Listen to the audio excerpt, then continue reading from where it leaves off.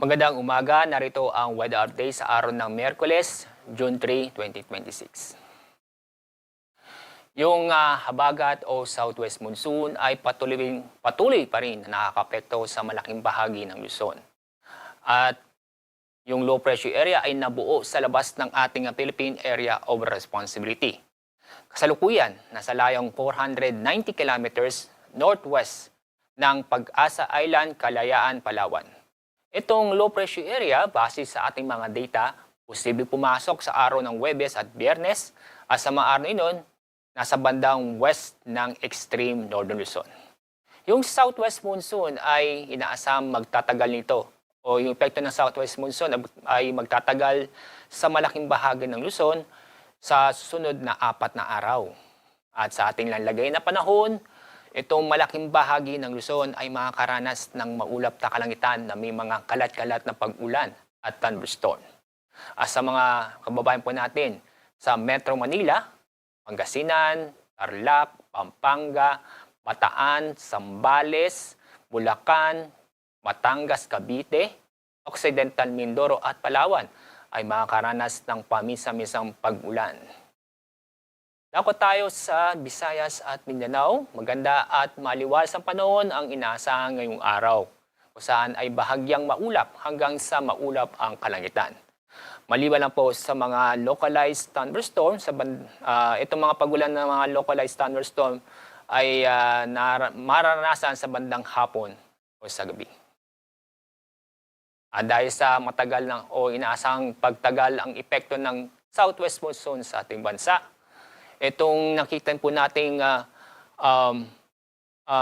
western section ng Central Luzon at Southern Luzon, ibig sabihin ito ay makakaranas po tayo ng ngayong araw ng tamtaman hanggang sa malakas na pag-ulan. Ang mga lugar na iyon ay ang Metro Manila, kasama na rin ang Cavite, Batangas, Occidental Mindoro, Palawan, Pampanga, Bataan, Zambales, Tarlac at Pangasinan. Sa araw ng Huwebes at Biyernes, dahil pa rin sa southwest monsoon, inyong makikita concentrated po sa western section ng northern at central Luzon. Ang mga lugar na sa ilalim ito ay Ilocos Region, Abra, Benguet, Pangasinan, Zambales at Bataan. Sa mga kababayan po natin sa mga nabanggit na lugar, mag-ingat po tayo dahil sa posibleng magdulot o dahil sa mga posibleng magdulot ng pagbaha o pagguho ng lupa, dulot ng katamtaman hanggang sa malakas na pag-ulan. Kahapon, mataas po heat index sa Surigao City, Surigao del Norte na umabot ng 47 degrees Celsius. Sa Metro Manila, umabot ng 37 hanggang 38 degrees Celsius. Ngayong araw, June 3, ay ang forecast nating heat index sa Metro Manila aabot ng 38 degrees Celsius. Ang pinakamataas na heat index ay aabot ng 44 degrees Celsius sa Infanta, Quezon.